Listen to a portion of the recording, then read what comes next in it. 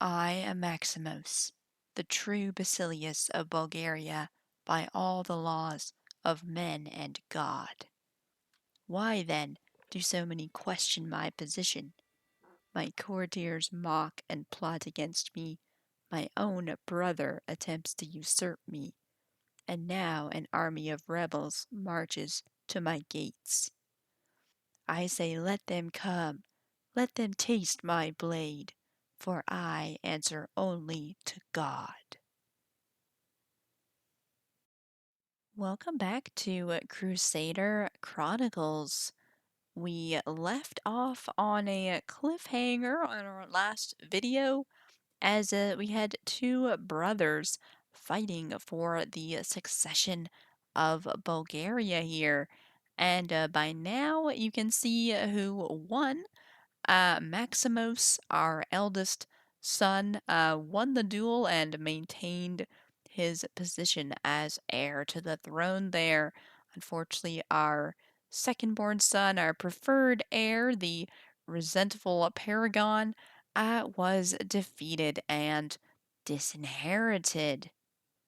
Unfortunately, the actual result was a little bit murky there.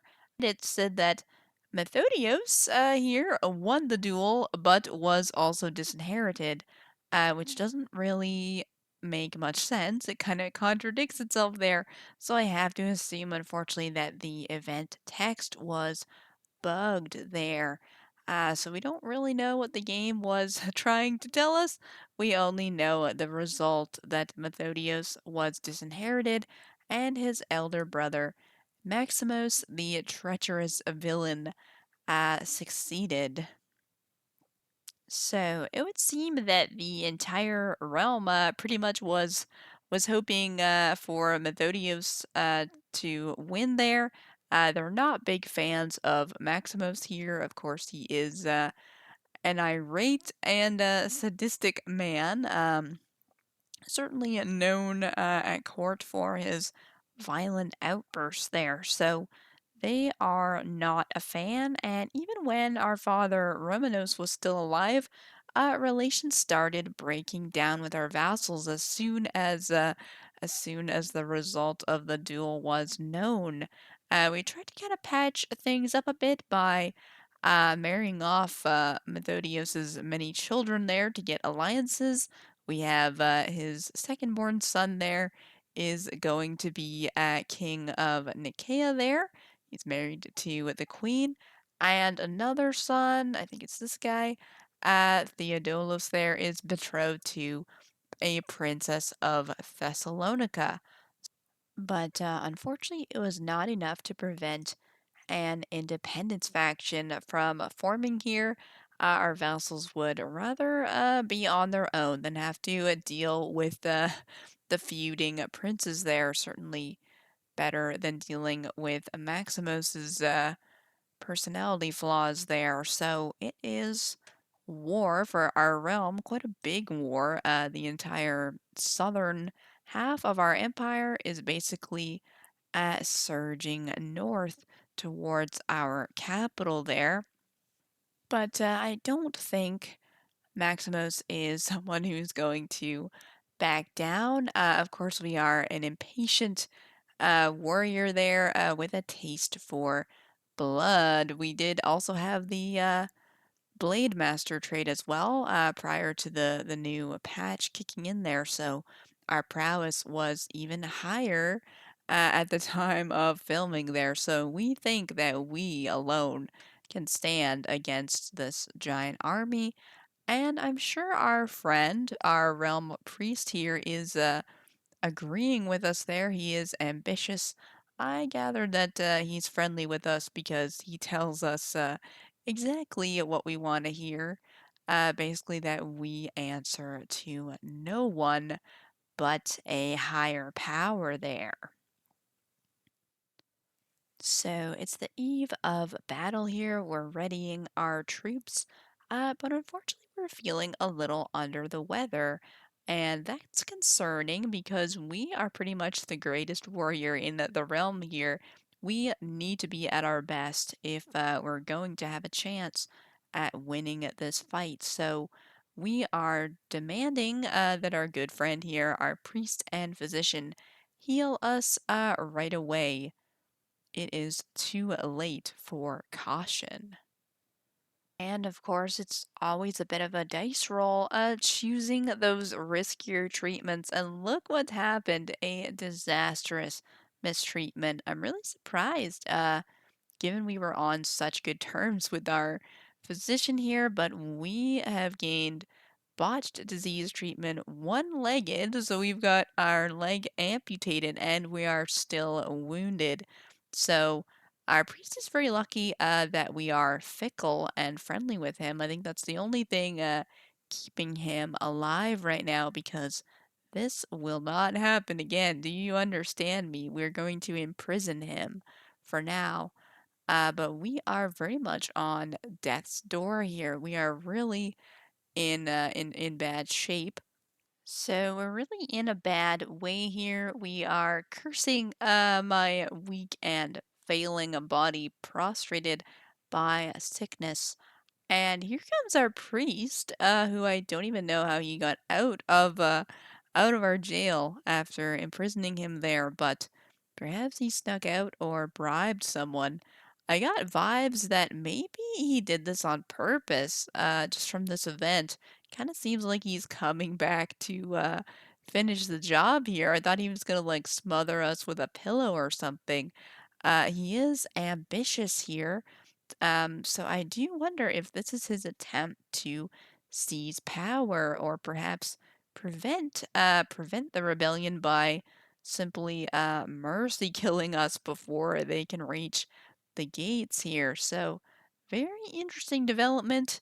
I really don't trust this priest's intentions, but he's come to see us presumably on our deathbed, seemingly feeling sorry for us, but I think we're going to send him away here. I don't have good vibes about this guy. But yeah, there's really nothing we could do. So badly brutalized there by our treatment that we have died. We have died just a year after taking the throne, and with a hostile rebellion swarming towards our gates here, we leave our young son, Anthemos, only 16 years old, as the new Basileus. And we can see that our priest there, the same priest, Anatolios, has got his hooks on Anthemos, the new Basilius, as well. I believe he is who educated us quite terribly there. Probably all according to plan, since we are zealous here, so we're likely to do whatever he tells us to.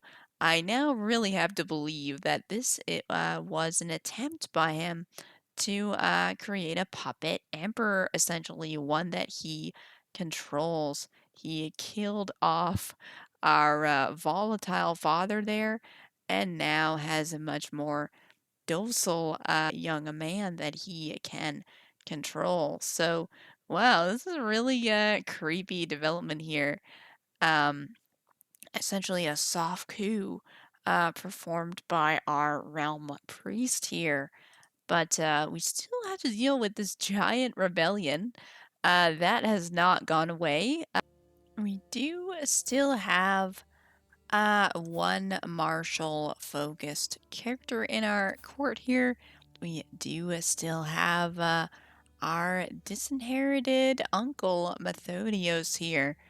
And even though he's got no claims on our titles here, due to the disinheritance, we have to remember that his children here have some powerful allies, the Queen of Nicaea and the Princess of Thessalonica, who is the major player in this revolt here. So having Methodios around is probably not in the best interest of our priest here, if he wants to maintain control over Anthemos.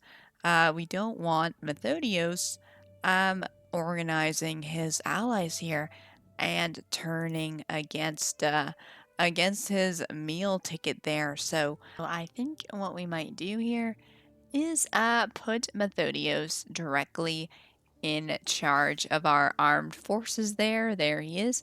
And he is an unyielding defender there as well. It's something of a suicide mission, heading towards double an army that is double the size there, with even more reinforcements on the way. But perhaps the priest will kind of threaten Methodios, or perhaps he is living in shame due to the disinheritance there. It's got to be tough on him that he, fought that duel only to see his brother die mere months later there and be left with absolutely nothing to show for it. He basically gave up all of his claims there when he chose to fight that duel. So he is perhaps feeling a sense of shame there, and can be manipulated into into leading the army there. And from the priest's perspective, either he pulls off a miracle and fights them off there, or dies in the attempt, and we get rid of a potential threat to us there. Which is exactly what happened here. He has been captured and imprisoned. Looks like he lost an eye there as well. He's looking very much like a Metal Gear Solid character there. But in any case, he is no longer a threat to us. But this was really a period of sort of degradation of the empire here. We really have no adults at court to advise us other than our priest here, who's really just telling us to to let Jesus take the wheel here and assume no personal responsibility. Like Emperor Nero, we are fiddling, or rather feasting there as it all burns down around us, sort of insulating ourselves in our ivory tower as our empire crumbles here. The only real impact that our actions had on the royal family was the loss of our eldest son, Boshios, in the fighting there. So, could have been the shock, or it could have been all of that rich food. But soon after the death of his son, Anthemos passed away, leaving his teenage grandson, Tryphon, as the new Basileus. Now, Tryphon is a very level headed man.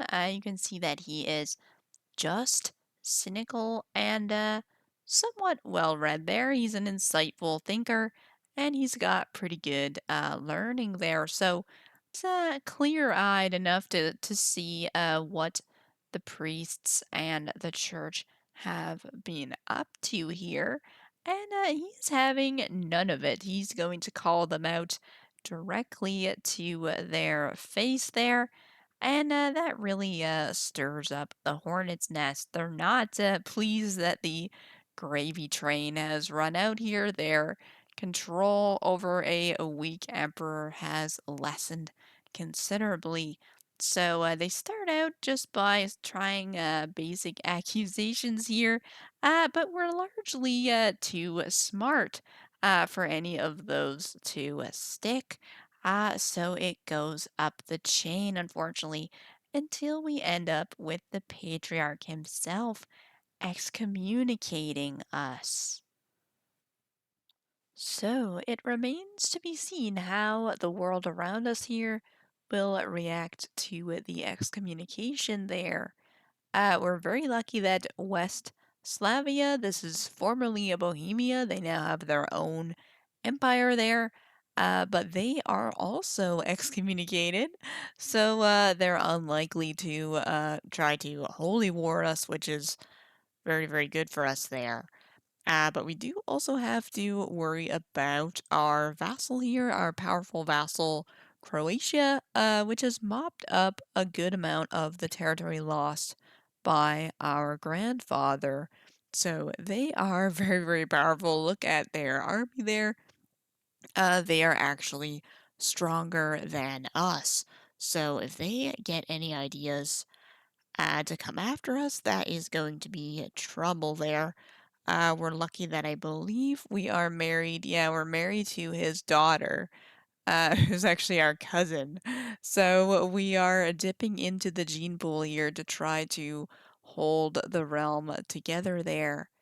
But we have to see how it will play out. But I think we'll leave that on a cliffhanger there. We'll leave that for next time.